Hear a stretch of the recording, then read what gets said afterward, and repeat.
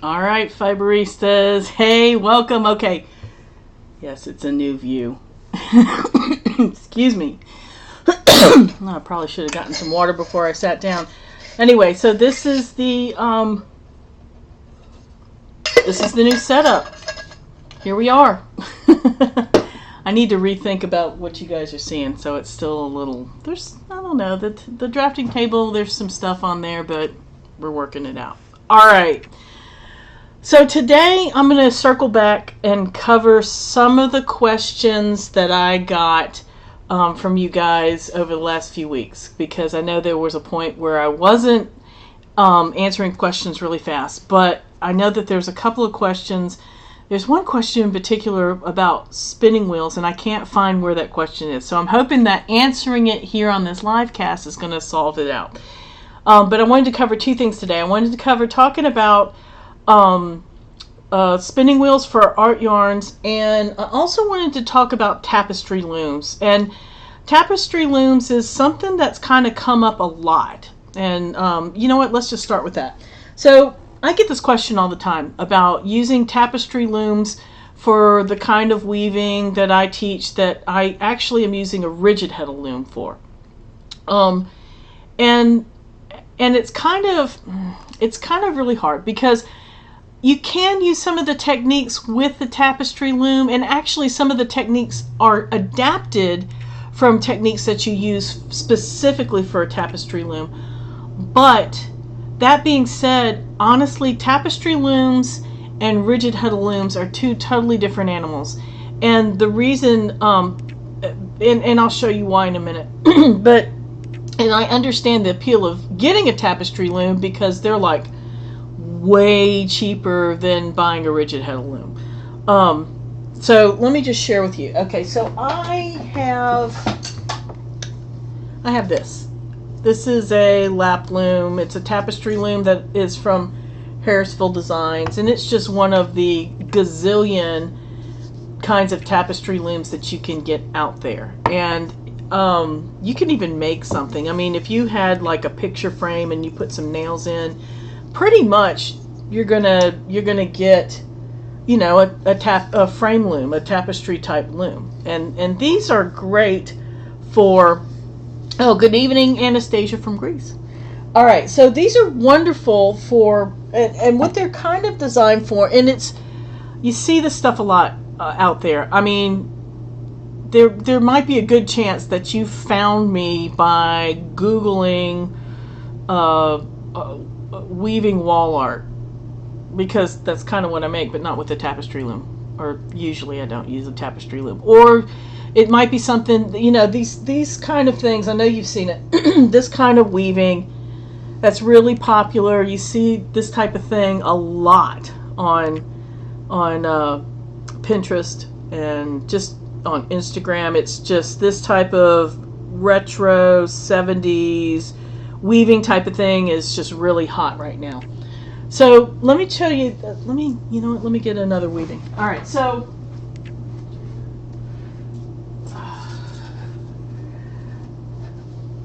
this is part of a piece that I've put together that's going to become a wall weaving. Okay, so if you look at these two pieces, now if you look at the fabric, aside from the fact that, you know, this one has like some yummy texture, this, you can see there's more of an even weave between the warp and weft, whereas this is more of a weft facing weave. So what that means is that the warp yarns, and the warp yarns are actually this is part of what actually you can see on the back.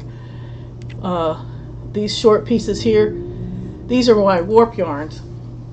So what I find with a tapestry weaving is it's kind of made to where you need to have something really strong and sturdy when you're warping it, because the tension's going to come from when you're winding it back and forth. The warp, you wind it back and forth this way, and you're really having to pull tight to get that tension.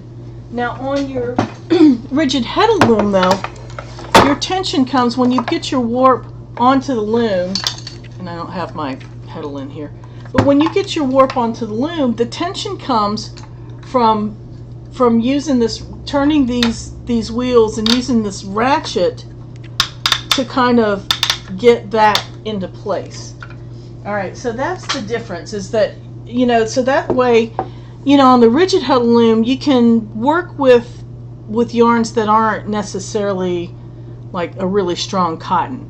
I mean, you can actually go with some wool, and you can use some yarns that have a little more give.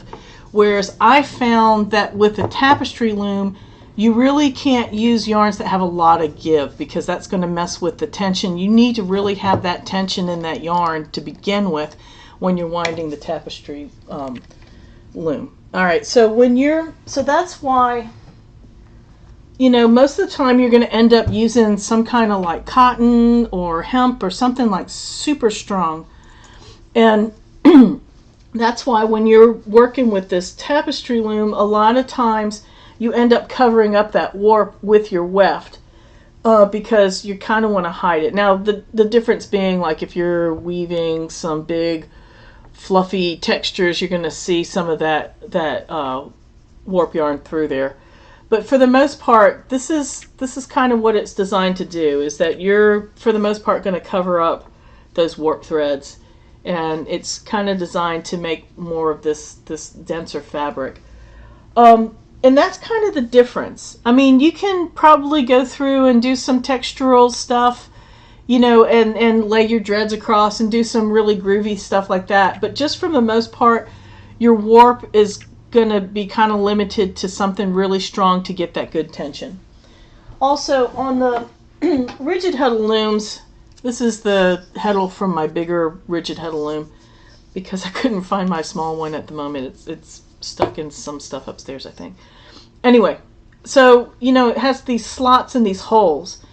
And this means that you can raise and lower that shed to, you know, you can look at some old videos of me demonstrating the weaving, you know, to get to go in and out. Whereas on the tapestry loom, you're going to take either a large needle or a shuttle and use that to weave in and out of your yarns. So that being said, I mean, if you're kind of trying to decide on a loom and you think, well, a tapestry loom is way cheaper, well, yes, it is cheaper.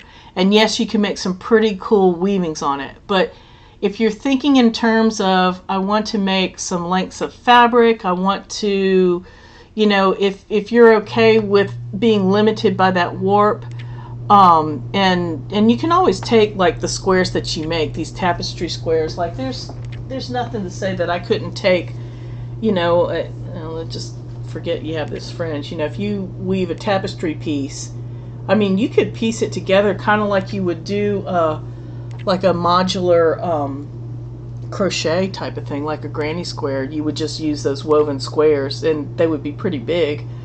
I mean, you could do that together to get some fabric, but just kind of think that, you know, you're going to be limited to some really strong warp yarns, that you're not going to be able to use anything that you couldn't put a lot of tension to. So I don't know if that makes sense or not. Anyway, so that's kind of, you know, a lot of people say, wow, can I do this on a tapestry loom? And yeah, you kind of can do some of the techniques, but again, your warp is gonna be kind of limited, and you're limited to making little squares, which you can piece together, and there's nothing wrong with that. But if you're looking, I mean, maybe that's a good way to, you know, quickly get into doing some weaving. But if you're really thinking that, wow, I really want to do some of these other techniques, then just save that money, bite the bullet, and go ahead and get you a rigid huddle loom. I mean, you can see, I tell you, this small loom, I think this is the smallest Ashford loom that they have, and I got this for, you can get them for under $200, and that's new. I mean, you can find them used for pretty good price. So And you can even find bigger ones used for really good price. And actually, I want to say that sometimes you can find bigger rigid heddle looms used for a better price than for smaller ones. So, you know, just consider saving the money and go ahead and getting a Tapestry loom. Now, they do have Becca, I think, is a brand, and it's kind of meant to be more like a toy loom. But you know what? Those function just as well as some of these other brands, and those sometimes can be way more moderately priced. So I'm going to put some links down below for those looms and where you can find it. And I'm also going to share with you a couple of groups. Like there's some Facebook groups where you can find used equipment. So I'll put that in the show notes. Anyway. All right, so the other question that I got, and this is the question that somebody asked me during that week I was doing that studio revamp, and to be perfectly honest, I can't remember who asked that question and on what platform that was. So I'm going to answer it right here.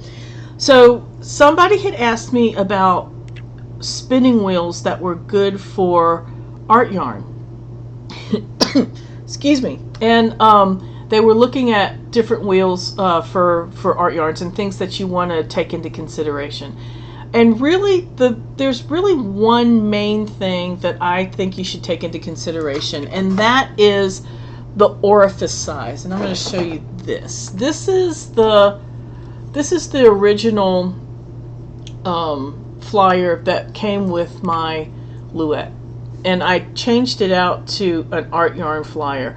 But honestly, I have spun many art yarns with this orifice, and this is 7/8 of an inch. And this is plenty big to get a lot of different art yarns through that hole. I know that Alendrum has about the same size orifice, but a lot of the older wheels, you know, some of them, I guess a lot of companies started making art yarn flyers. Like I know the Kiwi, I think that's Ashford. The Kiwi, you can get an art yarn flyer for that. I believe you can get them for the Magic Crafts, even though the Aura is a wonderful art yarn wheel, but I know that you can get an art yarn flyer for that wheel. So if you find a used wheel, double check with the manufacturer to see if you can switch out. If it doesn't have like a large orifice, and most orifices I want to say are way smaller, like a 1/2 inch. But if you don't have one that has like a 7/8 of an inch or inch wide orifice, then a lot of times you can get the flyers. And you can just replace them, the flyers. They just come out really easily, and you can replace the flyers, and that would work.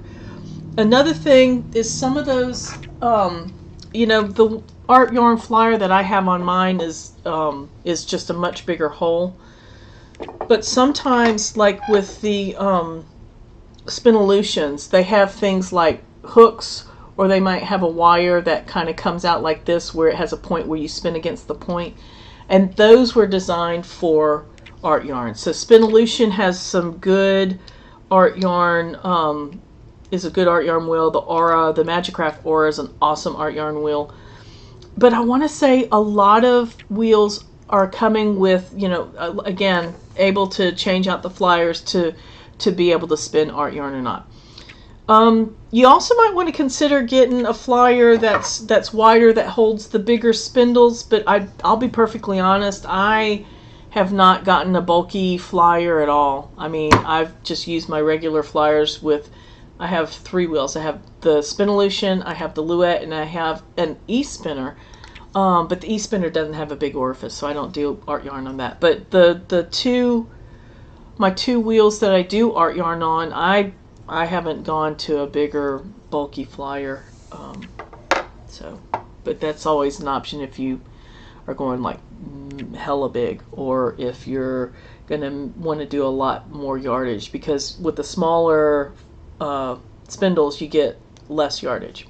Anyway, all right, so that's what I've got for today. Are there any other questions? I think I can see. Let me double check. I can see chat, and I don't see any questions. So anyway, but that's it. And I also wanted to tell you I have come to a decision about the next class, and it's going to be on embellishments, which is going to be awesome.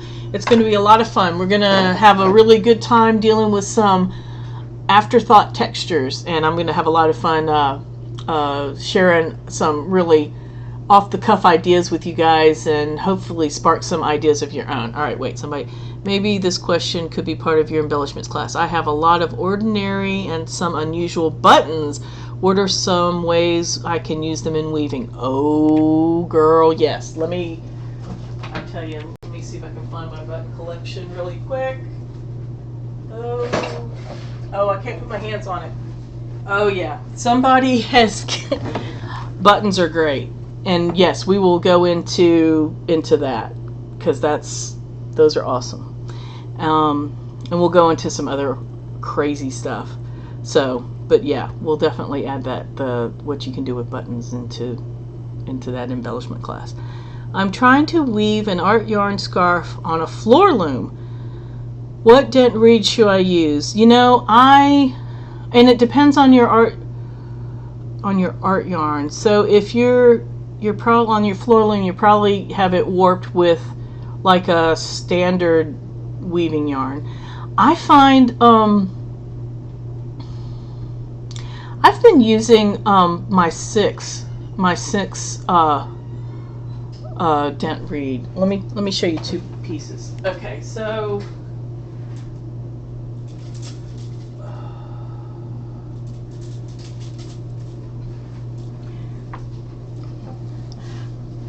all right, this might show you the difference. All right, this piece here, this was done on my floor loom, and I used a six dent reed. Okay, but on this one, I don't know if you can tell with the French.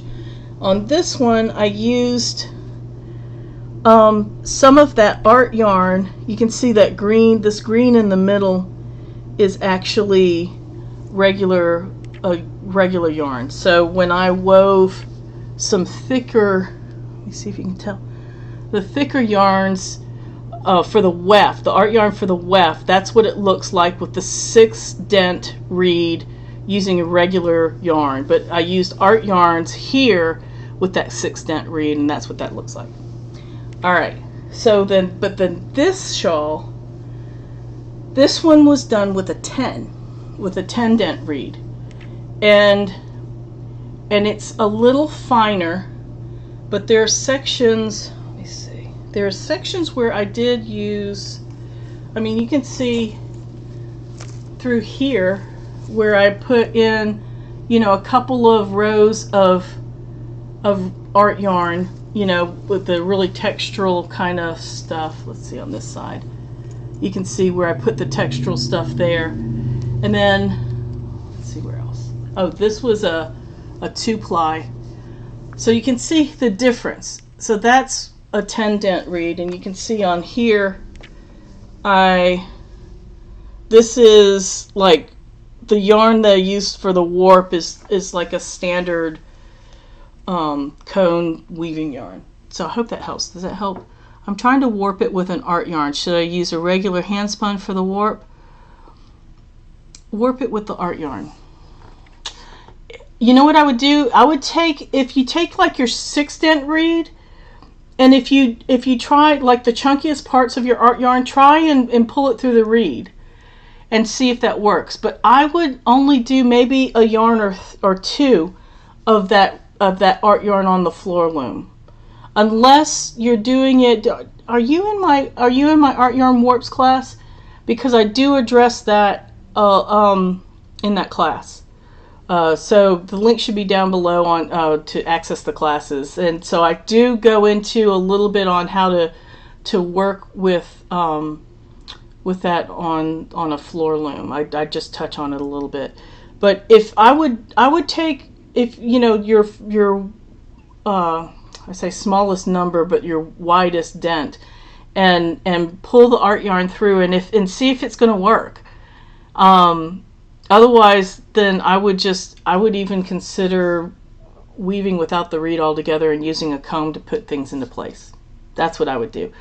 Otherwise, you could just do your regular hand spun, because that's what I did on this one, and it was a pretty, not this one, on this one, and it was a pretty chunky hand spun. I mean, it was a bulky hand spun. It was actually, I'll show you. It was,